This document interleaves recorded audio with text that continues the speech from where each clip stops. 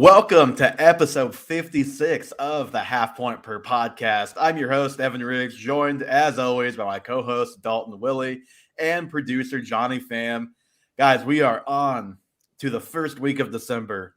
We are so close to the fantasy football playoffs. We had a great mashed potatoes and gravy matchup with the Cowboys and Raiders, just as I predicted last week. How are you guys doing today?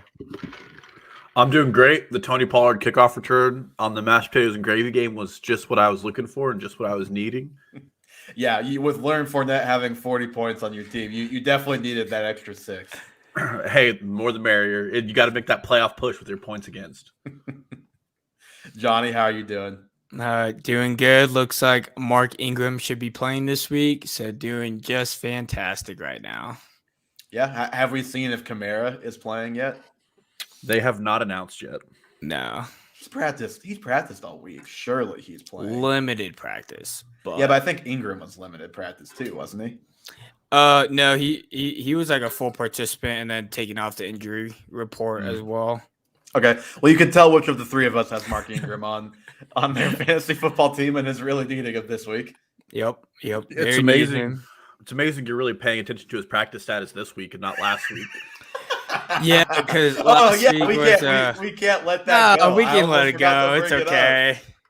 Johnny pulled the cardinal sin this week of starting an injured player in Mark Ingram on the Thanksgiving games. Somehow tried to blame both Dalton and I. Yes, he did for this happening.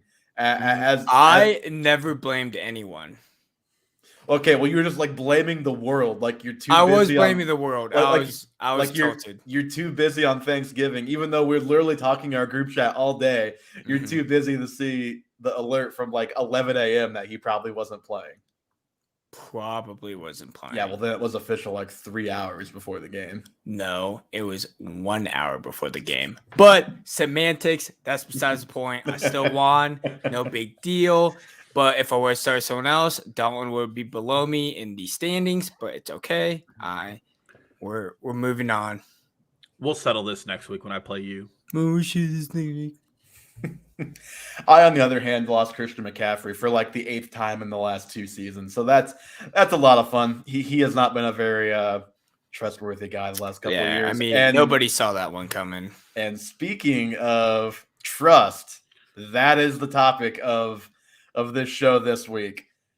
It's time to reevaluate our circle of trust, I feel like, in fantasy football, guys. It's been a roller coaster of a season. I think anyone who follows fantasy football, whether it is talking about it or just playing it, anyone who follows like kind of regularly would probably say this has maybe been like the craziest year of fantasy that we've had in recent memory, that I remember at least.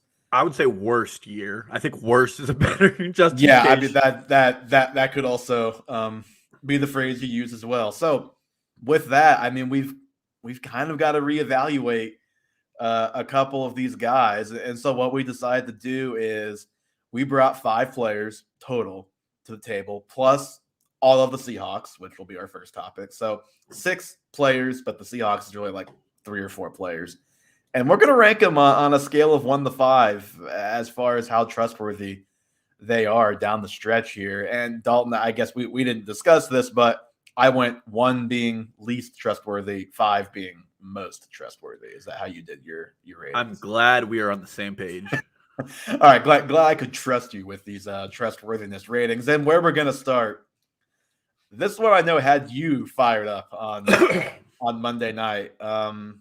The Seattle Seahawks, boy, they beat the Jaguars. They get Russell Wilson back, and they have looked like complete crap.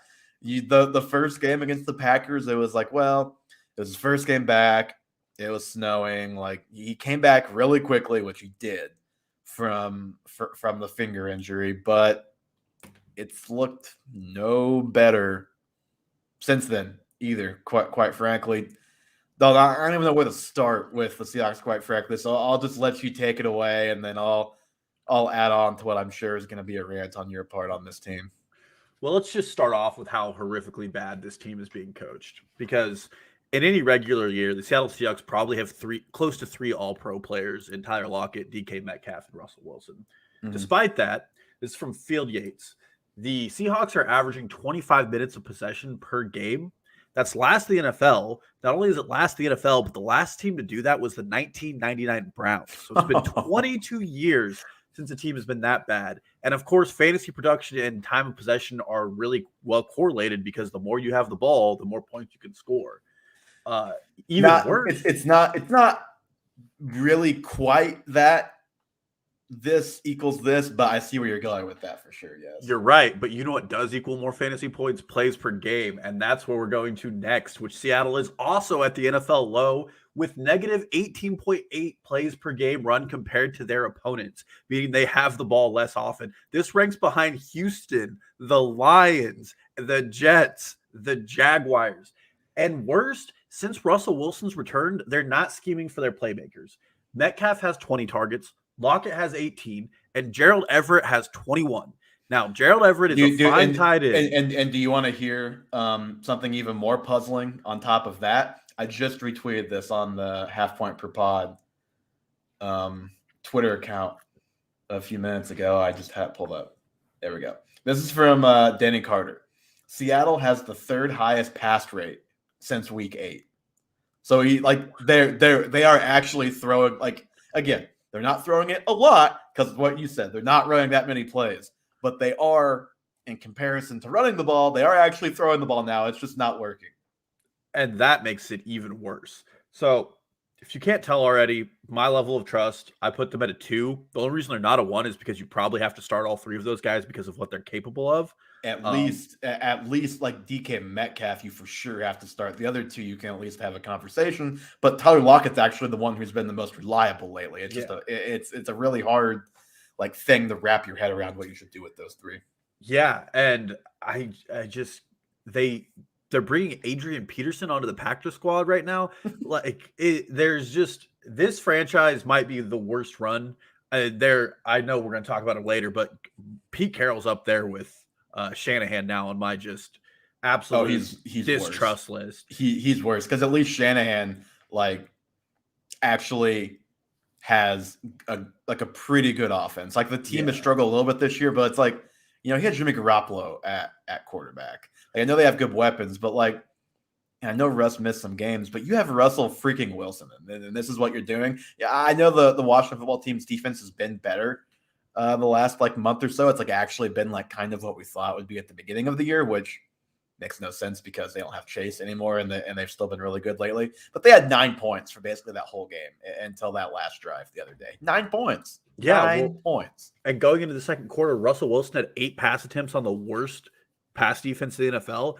I just don't understand putting the ball in the hand of Alex Collins and DJ Dallas and not putting the ball in the hands of playmakers like DK Well, that's Metcalf. the thing, is they are actually throwing the ball a little more. The problem is, though, if anyone was watching, is even that last drive, it was, okay, our guys are going to run deep. They're not going to be open because they're playing cover 2 deep like every other team in the NFL against all these quarterbacks. And I guess we're going to dump it down to Gerald Everett and DJ Dallas and Alex Collins. And that's not how I would want to make my living as an offense. Yeah, and you'll know me and Evan were big fans of Shane Waldron going horizontal. Yeah, less so now. Less so now, Shane. Well, that's what I want. That's what I'm finishing with. Despite all of those bad stats, Seattle ranks 3rd in the NFL in deep attempts. It's just that on their deep attempts, Seattle wide receivers are covered on 58.2% of the plays by at least 2 defensive backs when targeted. It's just not been a sustainable offense at any level of it. I didn't look into rushing success rate, but I can already tell you that's bad because they ran for like Russell Wilson was their leading rusher, 2 carries for 16 yards the other day. Absolutely. So, I mean, if you can get off of any of these guys, I'd recommend it. I know it's harder for DK Metcalf, and you'll probably have a game where Lockett goes off on your bench, and Russell might have like an old 30-point game, but they're going to be very hard to find and very inconsistent. Mm-hmm. Here's a little piece of trivia for you. You mentioned the 1999 Browns. Can you name their 2 quarterbacks who started games that season? The first one I knew, actually, and that's why I Googled it, because I thought I knew who their quarterback was. The second one, I couldn't tell you who this guy is. I couldn't tell you, and if I tried, I'm not even going to guess. You couldn't even tell me the starter? I feel like this guy is like, when you think of bad Browns quarterback, this is the first guy I think of. I can't do it. Who do you Johnny, got? Johnny, got anything? For the Browns? Yep, 1999 Browns. This is so the first guy, the guy that I remembered, he was their starter. I'll give you a couple hints here. He was 22 years old. He started 15 games. Let me look up where he was drafted, if that would help at all. I'm not seeing it on the Football Reference page. Oh, okay, here we go. He was the number 1 overall pick of the 1999 draft. Does that help anybody? Oh, something Tim. There you go. You're on the right track. Tim Couch. Tim Couch. I knew it was Tim something. Oh my god! And then Tim Couch. The next guy, Ty Detmer, which again, never heard of this guy. He was drafted in the 9th round of the 1992 NFL draft. The 9th round doesn't even exist anymore, so that if that tells you anything. I only know who this is, and this should tell you a lot about where I was at in the preseason. Zach Wilson talked about Ty Detmer coaching him, and so I'm assuming Ty Detmer went to BYU because when I was reading preseason reports, Zach Wilson was saying Ty Detmer's NFL experience was very helpful. This is going to be a really dumb question that I'm trying to Google it before I have to even ask it. Did Kareem Abdul-Jabbar have a son named Kareem Abdul-Jabbar? Does he play for the Browns? Is that there's a Kareem Abdul-Jabbar that played for this Browns team? Oh, I don't know, but he's a running back, and of course, when I it's spelled differently though. It's Kareem Karim, but Abdul-Jabbar is spelled the same. So I'm extremely confused. Kareem does have a kid named Kareem Abdul-Jabbar Jr., but spelled exactly the same. Huh, but that's all the info I can do. Yeah, it's spelled Karim. Well, this is gonna have to be a post-podcast Google. I'm intrigued by who in the world this guy is. Okay, anyway, that's probably way more. I don't know anyone else on this. Irv Smith Senior. Irv Smith Senior. There we go. Okay. I bet he had an MCL that season. That's a little too soon for me. All right, so these Seahawks. You mentioned with Shane Waldron. This is some of the worst play calling I've ever seen. How much of this is actually on him? I don't know how we're ever going to know that. Like maybe Pete Carroll just has way too much influence over what's being called. It's hard to say. But you mentioned the guys being covered on the deep stuff. And that's just the thing. Again, it's not that they aren't passing the ball, because they are. They just aren't running a lot of plays, which results in Russell Wilson have 31 passing attempts there tonight, 4 fewer than Taylor Heineke. Taylor Heineke had 4 more passing attempts. So that's also partially because they had the ball for like a whole fourth quarter in that game too. I think it was an 8.5-minute drive they had. And somehow didn't score. They're running everything deep. Like you've got DK Metcalf just running wind sprints every play. Like think about and the Monday Night Football guys kind of talked about this, I think right after on ESPN I was watching. You think about the ways Devontae Adams gets the ball.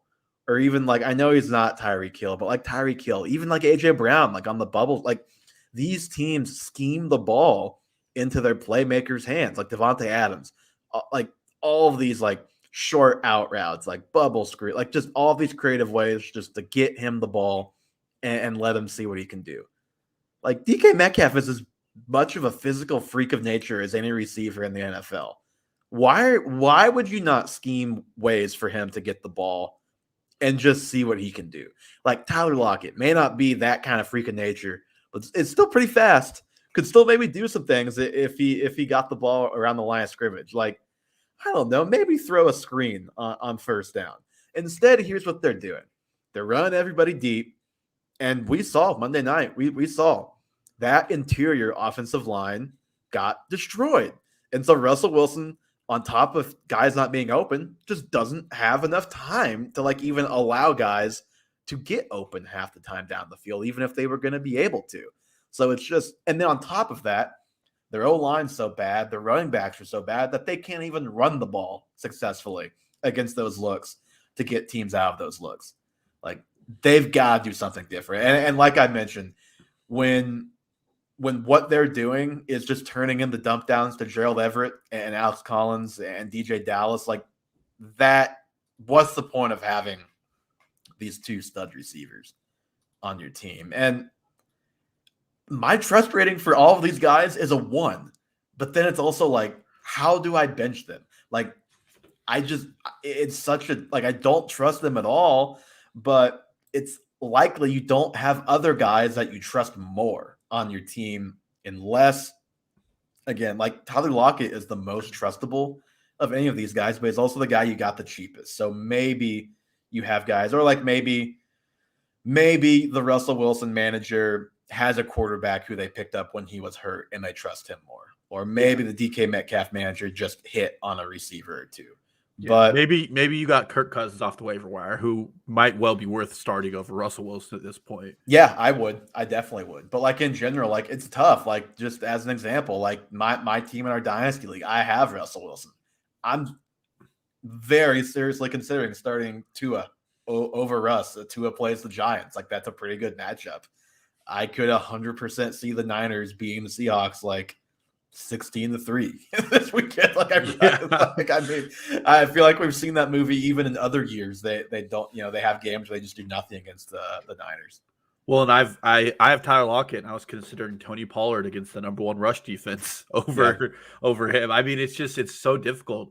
You saw last night what happens is Lockett had what looked to be like one of his, trademark games where he goes off for 40 points.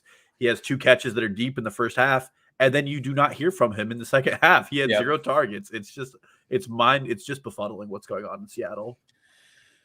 Yeah, and I don't know what I want to happen. I don't know if I just want Pete Carroll to get fired and for them to bring in a new coach and to see what they can do. Or I don't know if I just want Russ to get traded and to see Russ on a team that actually knows how to call a competent offense without its core. Like, because even in the past, and obviously this is the origins of the let Russ cook like kind of meme.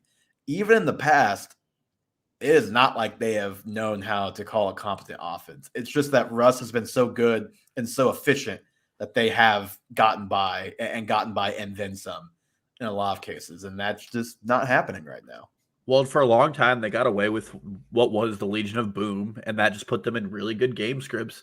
Mm-hmm. And I really think they just need to break them up. Pete Carroll needs fired, first and foremost. He's probably one of the worst coaches in the NFL about the way he approaches the game. Maybe establishing the run worked when you had Marshawn Lynch, but it does not work when you have the players that he has. And maybe it even worked a little bit when you had Chris Carson, like pretty solid player. Like you got Alex Collins, who was out of the league for a reason. You have DJ Dallas, who has never really done anything. Like you spent a first-round pick on Rashad Penny. And I'm glad you brought that up because I sent you the Mina Kimes segment today. Since 2013, they have drafted 1 Pro Bowler in the first 2 rounds of the NFL draft. And they've spent first-round picks to acquire Jimmy Graham, who that was not the Saints' Jimmy Graham when they got him, to acquire Percy Harvin. Don't remember how that went, and I'm assuming because I don't remember it probably didn't go well. And Jamal Adams. And they're going to pay that piper this offseason to the tune of like a top 5 to 6 draft pick, it looks like. Yeah, this is a franchise. I think I said this when you said that, but they're in as bad as a spot as Houston is as far as their draft capital. They don't have a lot of picks, and they've just been so poor at picking that they don't have a lot of depth on their team that really looks like they're going to be establishing anything. I mean, Eskridge we're out on, but after that, their wide receiver core really just falls off the face of the earth. You know who could have helped the interior offensive line issues? Creed Humphrey, who went after Dwayne Eskridge. You already have 2 good receivers, and Freddie Swain is like fine. Why are you have so many other places on your roster that you could, fill holes to help your team? Why are you drafting another wide receiver? Well, and last but not least, I don't remember his name. He went to the Panthers. He's not doing anything, but they let a player walk in the offseason as a wide receiver who did an all right job as their 3rd wideout last season. Can't remember his name for the life of me, though. Well, and it's not like Jaron Reed has been a world beater with the Chiefs, but he's been playing a little bit better, but that he was just salary cap casualty. And I think Mina Kimes mentioned it, like Pete Carroll has had a definite say in those types of in the front office decisions too. So just another thing, you could lay pretty much everything that's wrong with this franchise at Pete Carroll's feet. Play calling, I'm sure he has an influence there. Just the overall approach as the head coach, yeah, obviously he has an influence there. And then the draft, like he definitely has an influence there. I'll end this rant on this, but did you know since 2013, so that's 8 years, they've had 6 different offensive coordinators? How insane is that? And it just goes to show you that the blame is being leveled at other people when I really think the issues with their team are on the coaching decisions. Yeah, no, that's actually, it feels like Schottenheimer was there forever because we get so frustrated with him, but he really was only there for a couple of years. And then Darrell Bevel was another one. And of course, we have Shane Waldron this year. Yep. Okay, man, the Seahawks are all types of frustrating. That was a little cathartic to talk about. I'm sure. I'm sure others are obviously. If anyone listened to this podcast and took draft advice, so probably a lot of you have Seahawks players on your team too. So we apologize for that one. I have $45 in best ball teams that stack the Seahawks. So those are probably long gone. So for anybody listening who listens to our advice, just know I am financially ruined as well. And Keenan Allen's going to hit over 100 yards or 1,000 yards, so I'm going to owe $100 to Johnny. There you go. And you're going to owe me $50 when Jameis Winston doesn't win MVP for his 5 or 6 games he was healthy this year. He could still win. Just need technically he could, I guess. You're not wrong. All right. On to a guy that we have talked quite a bit about, but he just keeps being relevant, and that's Myles Gaskin. Like the way he plays football. You don't want to look at it, you don't want to talk about it, but stuff is happening, so you have to. Where is your trust in Myles Gaskin? So he's at a 4, and the reason for that, first of all, is I went and looked at top 24 rankings for running backs, and you can't get away from him not being in the top 24 because of how absolutely disgusting the running back position is this season. In the last 5 weeks, so this is since Malcolm Brown got injured, he's 4th in the NFL in carries. He's 5th in snaps at 94, and 12th in receptions at 15, and 8th in routes run at 98. Now, look, it's not been good on the field, and there have been buys sprinkled in there, and there have been injuries to players like Alvin Kamara and Dalvin Cook, but he's certainly in the top 12 of all of those metrics if you take out buys and you adjust that. So that's not fun. And while I was looking at his snaps and everything he was doing, I have a great comparison. He's Leonard Fournette 2 years ago. It's not pretty. It's not what you want, but the volume's there that he's going to give you a solid base of like 8 to 10 points, which is really kind of hard to count on when it comes to running backs right now. So he's somebody that you're going to trust because he's just somebody who's getting the work.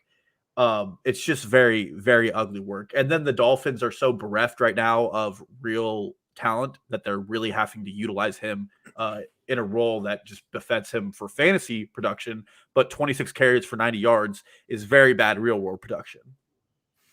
Johnny, I'm hoping you can still hear us as we and the recording can still hear us as we go through all of this. I'm with you. I have him. I'll say a 3.5, and it's nothing to really do with him, and a lot to do with, well, who else are you trusting at running back in a lot of situations? Like I'm trusting him over the Panthers guys, for example, whichever of Abdullah and Chuba, whichever of those guys proves to be the more relevant, or maybe it's purely 50-50. I don't know.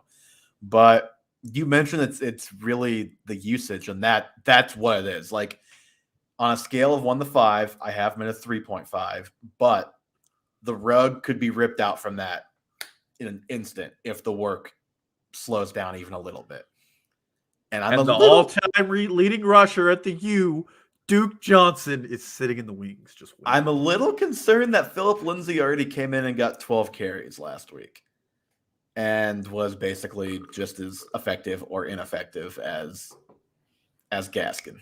12 for 42 for Lindsay, 16 for 49 for Gaskin. What made Gaskin's day is what has in a lot of games this year. He had 2 touchdowns. He's a touchdown-dependent running back too.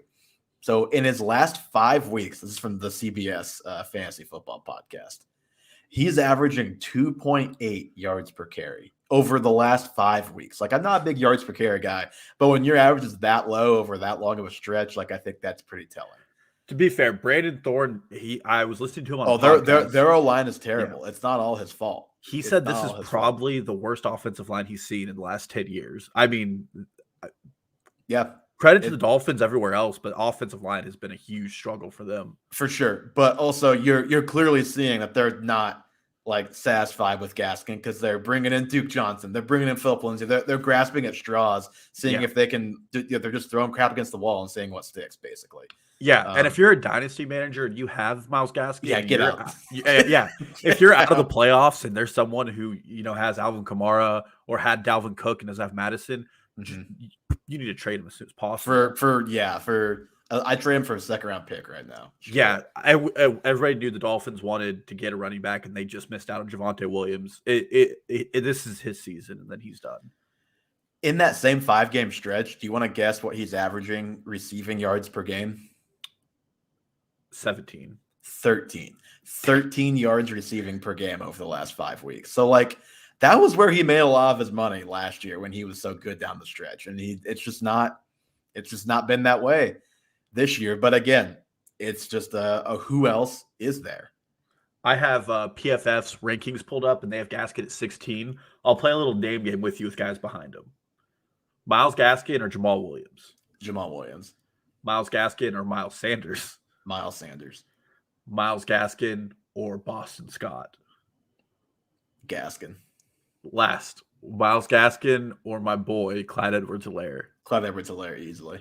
All CEH those guys should be ahead of all those guys. That's what I thought too, but they have him under him. They actually have Zeke at 15 and Gaskin at 16, which I think might just be part of the injury news about Zeke. Even so, there should be like a Grand Canyon-sized gulf between 15 and 16, even if Zeke is injured. Until we actually see him be limited for more than one game after the injury. This is where tiers become very important. So just to I just want to talk real football for a second with Gaskin and the Dolphins. And this isn't like, you can do this with a lot of guys, but this is who we're talking about. He's 26th in rushing yards this season, behind guys like Mark Ingram, Tony Pollard, James Conner. But he's 16th in carries. So that 2.8 yards per carry isn't taking him too many places, even with the volume. So again, just very touchdown dependent. Just to give you an idea of what different tiers of players and different tiers of offensive lines can accomplish, Myles Gaskin has 11 fewer carries than Nick Chubb. Do you want to guess how many more yards Nick Chubb has than Myles Gaskin? I'm going to go 500. 400 and something, like low 400s more yards. It's just kind of comical at this point. And the thing that's kind of the saving grace for Gaskin outside of the volume is the schedule. They get the Giants, they get the Jets, they get the Saints, who you're not afraid of the Saints at this point. They get the Titans, who I don't know what, that's week 16, so who knows what that team looks like then.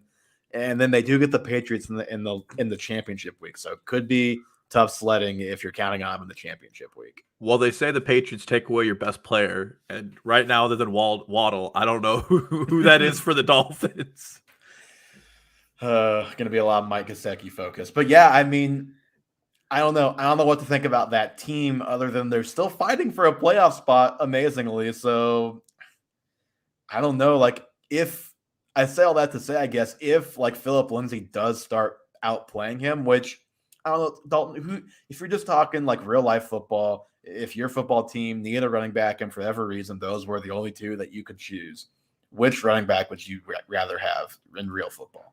Oh, Philip Lindsay. I was a fan of him when he was at the Broncos behind Gordon. I thought he was a better player. So it's like it wouldn't be shocking if Lindsay kind of overtook Gaskin, or at least it was a real 50-50, which would be a problem for both guys. So I guess what I'm saying is you trust him now. That trust could evaporate very quickly. If your trade deadline has not passed, I agree with you, Dalton. I would be looking to trade him in any format, dynasty, redraft, whatever. Do what you can with him, and there's probably more value out there for him than you would think. Mm-hmm. Talk about a bright spot in the absolute darkest of times. That's what we've got with Darnell Mooney in Chicago. The Bears have looked about as uninspiring as possible. Apparently, all of us but the Bears know Matt Nagy is a dead man walking, or at least they aren't willing to admit it just yet and put him out of his misery and fire him. But Mooney has 120 yards or more his last 2 games, 16 targets in one, 8 in the other. I think I'm at a 5, Dalton. As bad as this team is, I'm at a 5 as far as Mooney as a trustable wide receiver 2 the rest of the season. And I'm surprised to be saying that because before the year, we talked about him. You liked him a lot for this year. I was kind of like, well, I really like him for Dynasty, but I just don't think it's going to happen for him this year. First and foremost, like Allen Robinson doing absolutely nothing has changed that equation. No doubt about it. Pain.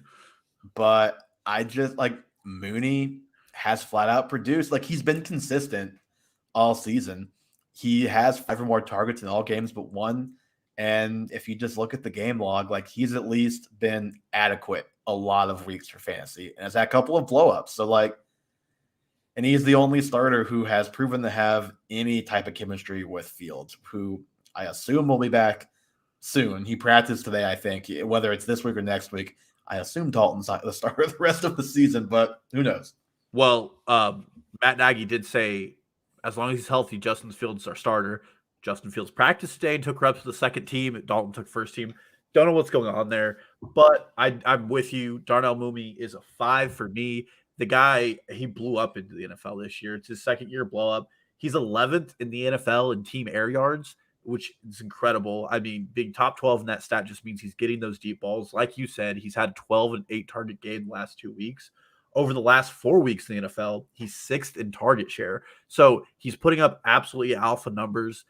Allen Robinson probably is not going to play this week. He's trending negative so far. Mm-hmm. So it's going to be another Mooney week where he's the main guy. I believe Jakeem Grant's not going to play too. So, I mean, it's going to be a concentrated target share. This team is bereft of playmakers. David Montgomery does not look like himself right now. And do we trust David Montgomery down the stretch? No, I almost put him on this list, but I went with Mooney instead.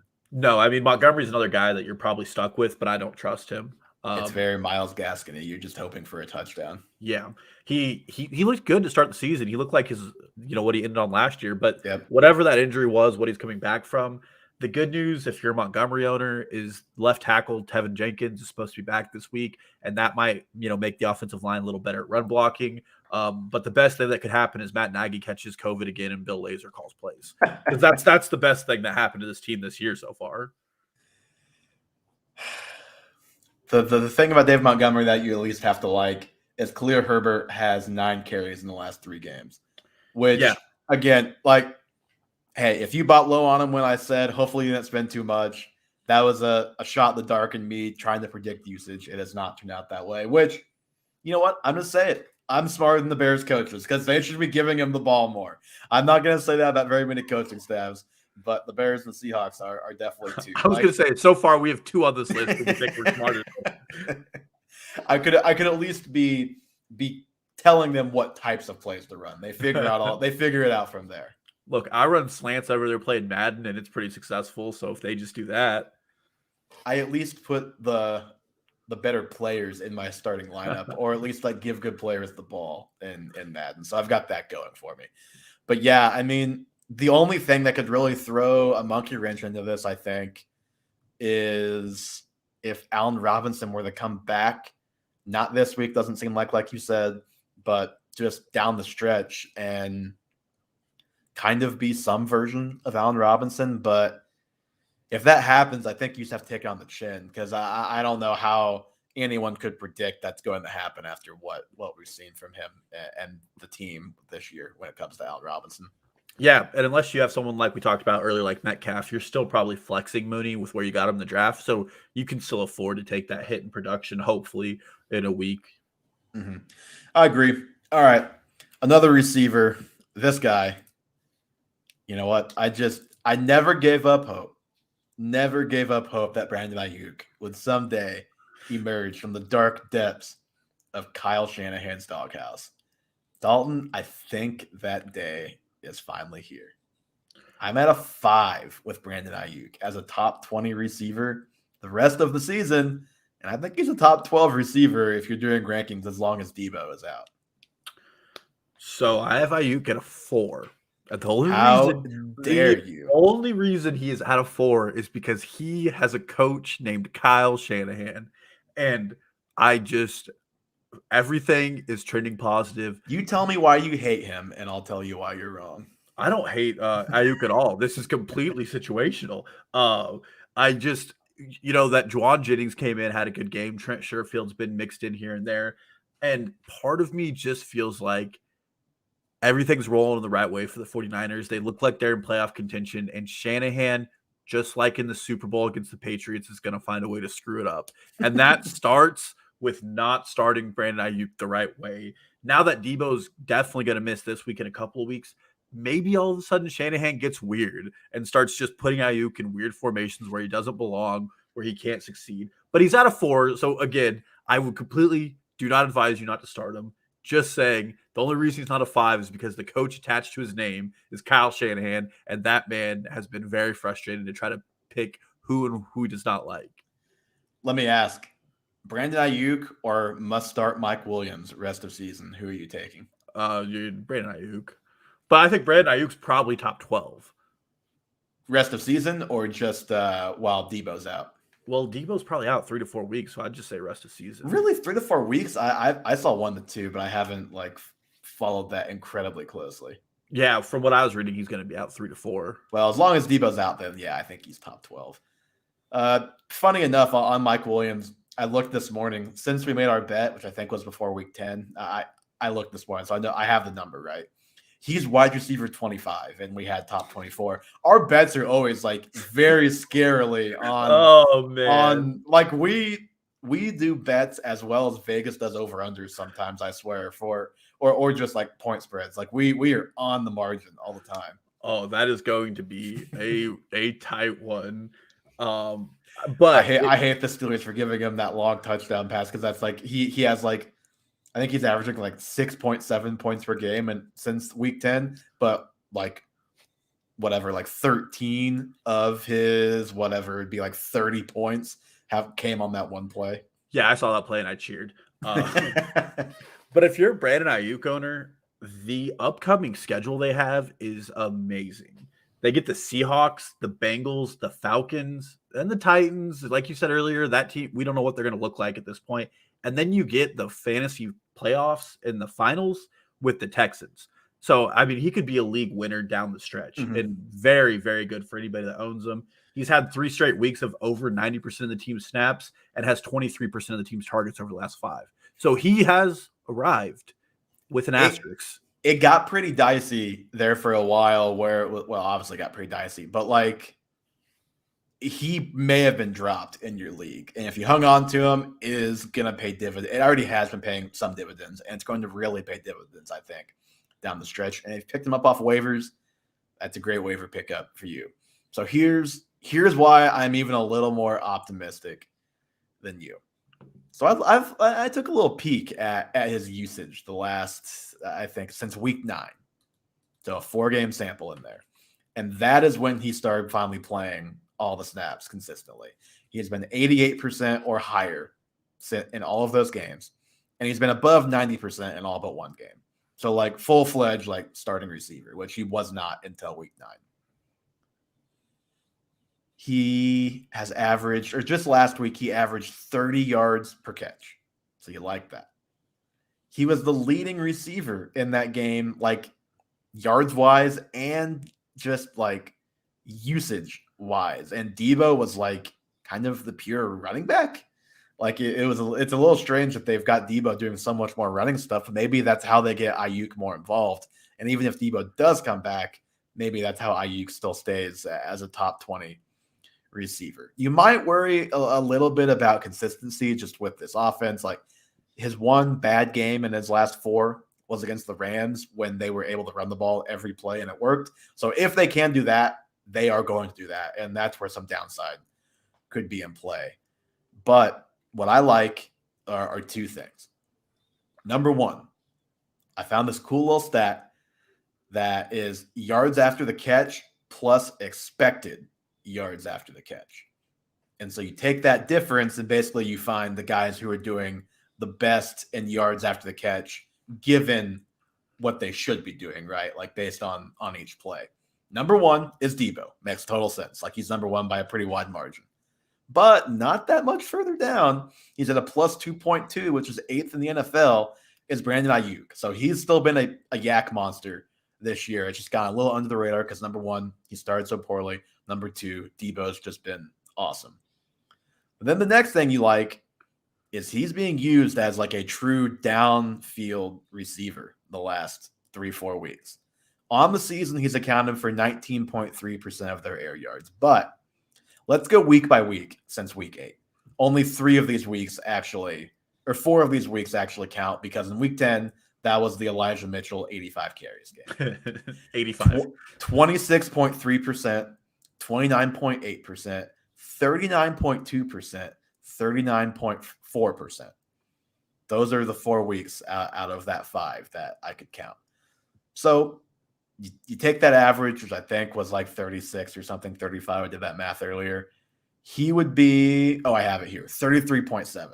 That would rank him as 13th in the NFL in air yard percentage, air yard target share. So that's above guys like Deontay Johnson, Hollywood Brown, Debo. It's above Debo.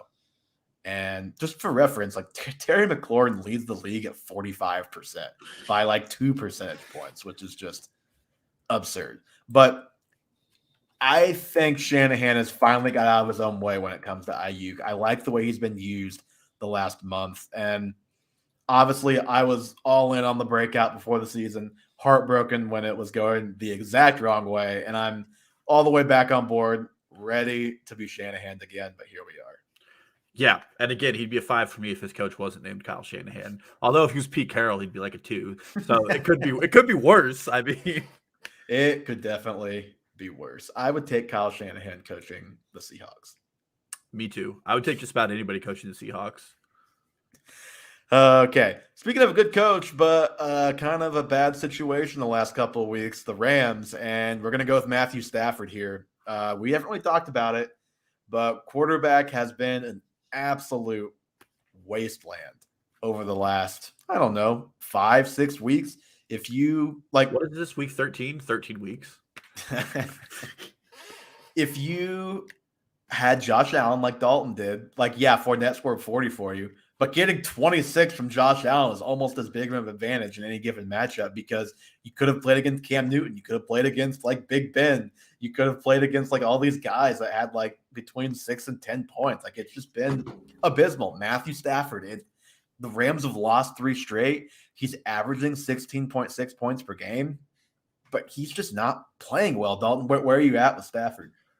So I have a bit of 3, and in a normal, and I say normal with like air quotes, NFL season, he would probably be lower for me. But like you were talking about, quarterback's so weird and hit or miss this year. Jalen Hurts had 11 points last week, and he's probably been the closest thing to a sure thing week in and week out for you in fantasy football.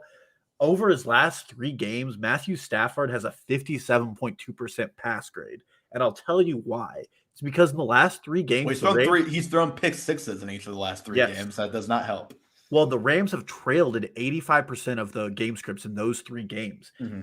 Now, you talked about Sean McVay being a good coach.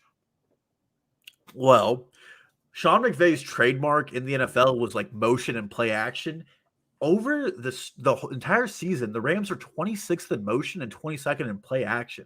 I'm not sure what's going on in Los Angeles, but I really am starting to think that this Matthew Stafford, Sean McVay match made in heaven is coming back to fruition. Because I look like an idiot when I was telling people they shouldn't bet the Matthew Stafford MVP futures at the start of the season. And now it's looking a lot clearer. I'm feeling pretty good about feeling pretty gross about Stafford MVP odds before the season. Yeah, his PPR finishes the last 3 weeks are 17, 17, and 5. And that 5 came at the expense of a horrible QB week where Lamar Jackson threw 4 picks, Patrick Mahomes didn't play, and Jalen Hurts. Did you say Matthew Stafford's PPR finishes? Is he catching passes to help himself out? Just important to have him out there. And last but just not least, his yards per attempt are 6.8, which is it's 16th in the NFL, but it's for a guy that doesn't rush, it's just not good. I mean, if you had Matthew Stafford, he made a lot of his points early in the season beating up on bad teams. The Lions, the Texans, those were two of his bigger games that have him at QB5 right now. And also he had a couple big plays where it was like, wow, Cooper Kupp is 10 yards behind any defender.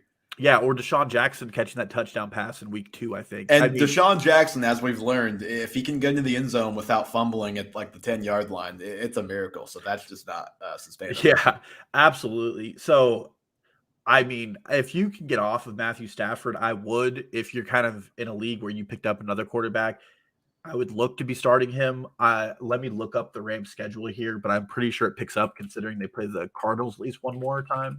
All right. Well, how about this? You mentioned them earlier, Matthew Stafford or Kirk Cousins rest of season. Dude, I really like Kirk Cousins right now, and I think famous last words. I think let's look at the primetime schedule. Does Kirk have any primetime playoff games? That is a great point, because if he does, let me change that. But there's some people talking with Cook being out for a while. Is Cousins going to cook? And maybe he does. I take back what I said. The Rams play the Jaguars this week, and then in 2 weeks they play the Seahawks, and then they play the Vikings. But you get the Ravens in your fantasy playoffs, and you get the Cardinals in 2 weeks. So he's going to probably be hit or miss, and hopefully you can spot start him. Then again, maybe the Jaguars do to him what they did to Josh Allen. Who knows?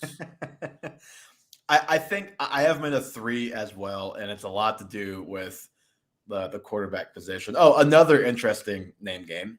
Taysom Hill or Matthew Stafford rest of season. Oh, Taysom Hill. There's such a rushing upside there. There is. We haven't even seen him play a game at quarterback yet this year, but I know what it looked like last year. I know he had Michael Thomas in a fair portion of those games, but yeah, well, if Alvin Kamara doesn't play this week, I mean, Taysom Hill to the moon. He could have an Alvin Kamara 5 rushing touchdown game if the Saints can find the end zone. I was going to say they have to get to the end zone for him to actually have that much value. But yeah, I think I would take Taysom too, which is just, it's wild to be saying. Like, Stafford's the QB6, and I'm saying, yeah, give me the guy who I don't even see him on the quarterback scoring. Has he I'll take the quarterback 42 in 7 games over the quarterback 6. Yeah, but I mean, that's the season we've had. I cannot wait for the retrospectives on why this fantasy football season was so just different than normal ones. Nothing that I think a lot of the mainstream analysts predicted has turned out to be correct.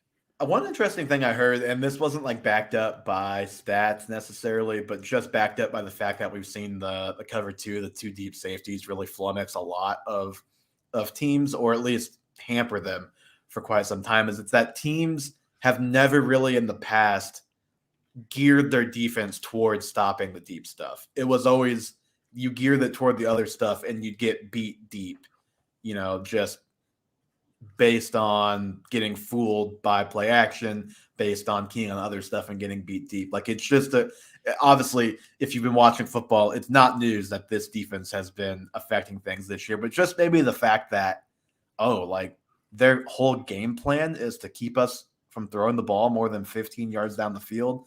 Maybe that is really all it is. I don't know. Which, if that is true, fantasy football is just going to be way, way more difficult for the next couple until it gets figured out. Another interesting theory I had was last season there just weren't any fans in the stadium, and I don't know how much fan noise is affecting it. And I say that because I pay close attention to the Chiefs, and there have been a lot of miscues offensively and defensively. And then if you watched even the Cowboys game last week, there was a play where Tyrone Smith turned the wrong direction on pass blocking, and he's an all-pro guard or tackle. Yeah, I do remember that play. And there have been a bevy of those. And I don't know if a lot of players just got used to playing without fans for a season, and it did lead to an offensive renaissance last year. And maybe it's just an adjustment. All I know is that I think just like they should just make cover 2 illegal, the cover 2 shell defense. It's just not fun. So the thing we haven't mentioned with the Rams yet is that Robert Woods is obviously out for the season, which I'm putting Stafford at a 3 based a lot on position. But the thing that makes me a little uneasy is I think Woods was really important to that offense. I know Odell looked pretty decent last week, Van Jefferson pretty good, but Woods is just kind of the reliable. Kupp is very reliable, obviously, but just like Woods is just so clear. I feel so much more comfortable with him than I do those other two receivers. So I'll be curious to see, like, can they truly get back on track without Robert Woods? I just have enough faith in McVay and enough skepticism in the rest of the quarterback field that I think you still have to sort of trust Matthew Stafford is where I'm at. Well, if there's ever been a get right game, it's the Jaguars traveling across the coast to play you at home. Could be a big Sony Michel week if Darrell Henderson doesn't play. Just gonna throw that one out there. It'll be a huge Sony Michel week. Probably one of the most valuable handcuffs right now. Because there's no clear like other guy. There probably will be another guy, but there's no clear other guy who's gonna get a lot of touches. I couldn't name you the third back there. I'm being completely honest. And that's me as somebody who watches backfields as close as I can. Mm-hmm.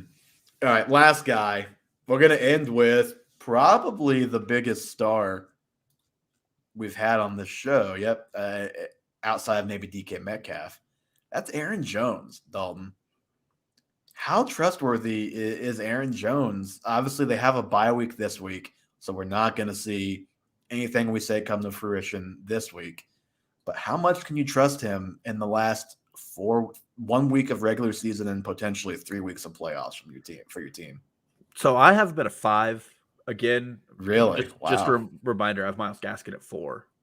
So it's all about perspective, though. It depends on is you saying he's a 5? Does that mean you're trusting him as a locked and loaded top 10 running back? Yes, and part of that is I think the Rams game, we didn't see a lot of him because I really think a lot of people I trust, including Mina Kimes, talked about how it was really surprising Aaron Jones was back that quickly from his injury. And I just think that he was there. Coupled with the fact that they had their bye week, so it just would have made a lot of sense to just not play him and give him 2 weeks off. Exactly. And so he came in, he played 48% of the snaps, and he didn't look himself. And he only had 1 target in the game. I really just think that he wasn't supposed to be out there. And I think that the bye week's going to be a good get right for him. As Packers do, they need him. He's probably their second best weapon. And I think this isn't to take away from A.J. Dillon because this Packers offense has always existed with a 2-back mindset. Jamal Williams did it years prior. Mm-hmm. And they can both exist and be fruitful in it. And Aaron Rodgers is going to continue to move the ball. And Aaron Jones will be the guy that he just trusts to do so. Mm-hmm. So I have been a 4, and that is at a 4. I don't think he's a locked and loaded top 10 guy right now. That opinion could change quickly depending on what we see.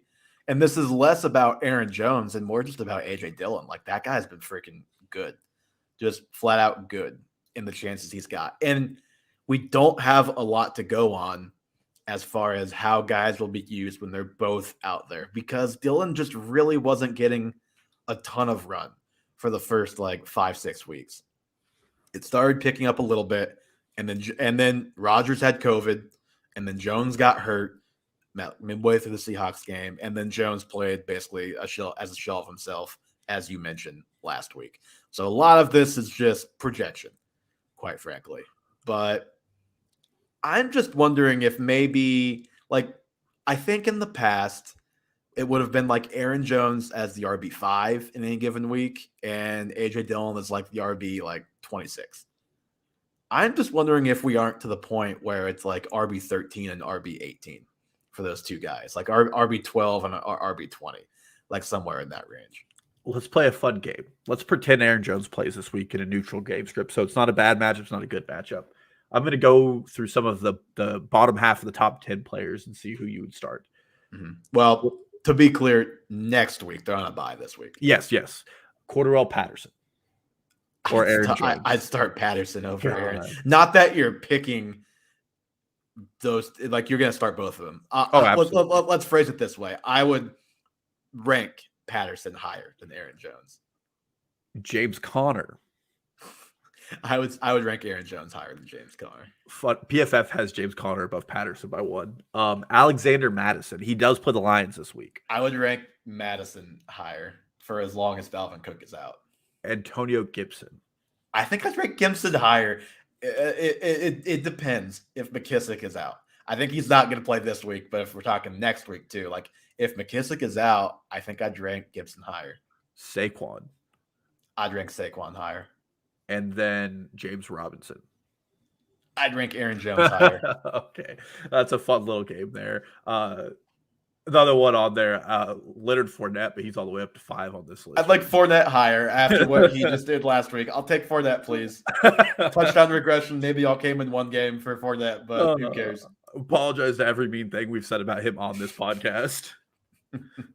So here's the thing. This is a little, let's say, hard to trust because, like I said, they have not played very much like full-fledged together yet this year. But AJ Dillon has 24 carries in the red zone this season, 2 touchdowns. Aaron Jones has 29 carries in the red zone and 3 touchdowns. And like I said, I know that's been affected big time in the last couple of weeks. But my overall point is last year, AJ Dillon had 4 carries in the red zone and 1 touchdown. Like, I think he's carved himself out a bigger role, bigger red zone role, which, I mean, looking at the 2 guys, he should be the short yardage red zone guy of the 2. Aaron Jones gets plenty of those chances, but like, I think the one game that we have that we can kind of look at, and I think this is how I expect the usage to go, is you look at that Cardinals game. 15 carries and 7 catches for Aaron Jones. 16 carries for AJ Dillon. Now, it's not going to be that high of volume, but just like those percentage splits. Like, I think this is going to be a 55-45, 60-40, because that's what the Packers have always done with Aaron Jones. And they probably will do that while they're easing him back in. Guess what? They have a great record again. He is going to be an important part of their playoff push. Like, why go crazy with them down the stretch? And I just think if AJ Dillon is really able to eat into that red zone work, I think he's more of a top 20 guy than top 30, which hurts Aaron Jones a little bit as a top 10 type of guy. Yeah. Well, and the one thing about Aaron Jones, to my frustration, is that he's always incredibly efficient with his touches as well. And maybe the injury hampers that again. And what I want to say to any Aaron Jones owners out there is if you're complaining about him getting a 60% snap share, that's what you signed up for when you drafted him. Yep. There's just not a situation where that guy is a 90% snap back, and that's okay because of how that offense functions. And as far as the red zone rule goes, just frankly, be happy your guy is still on 2 feet and getting 60% of the snaps the way this season has gone. Seriously, because if you have a running back who's been paid, $12 million a year, I think is the number. I think Joe Mixon, Alvin Kamara, and you don't even say Joe Mixon's name in this conversation. You rinse that out of your mouth. Don't jinx him. Those are the only backs who've stayed on 2 legs the entire season, and AK's missed 2 games. It's been real rough out there. Real rough. Dalton, anything else to add on Dillon and the Packers? No, hopefully Aaron Rodgers' toe heals and it's not COVID toe anymore, but we'll come to find out. Yeah, went from COVID toe to broken toe to Aaron Rodgers showing us his toe in a Zoom media availability. Don't know if you saw that. There's a screenshot. There's a screenshot with him literally just holding his foot in front of the camera. I actually believe it's his Twitter profile picture now. Oh, honestly, that's pretty funny. That's pretty. It is. Okay, we've reached the point of talking about Aaron Rodgers' toe, and on that note, that's going to do it for episode 56 of the Half Point Per podcast. Give us a follow: Twitter, Instagram, TikTok. We'll see about a weekend stream. Haven't done it for a very long time. Well, I got back into the DraftKings and underdog game last week. Maybe we'll bring it back this weekend. Regardless, we will talk to you guys soon. Hoping you all have a great week 13. Lord help us all as we continue to battle and claw our way through this fantasy football season. Thank you guys so much for listening, and we will talk to you soon.